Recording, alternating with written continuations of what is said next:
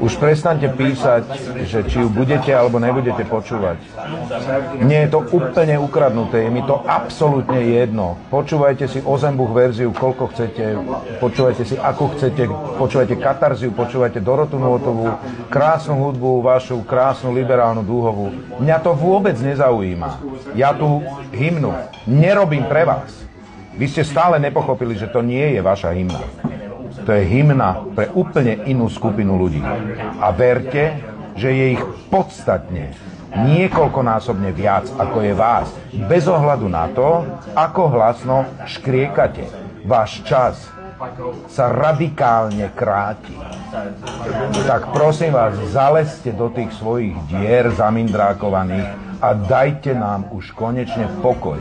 Mňa nezaujíma a nikoho vo verejnom priestore nezaujíma, či vy tú hymnu počúvať budete, alebo akú pachuť pre vás tá hymna, alebo farbu hnedú, zelenú, nevieme, akú bude mať. Tá hymna nie je pre vás. Ja ju pre vás nerobím. Ďakujem za pozornosť.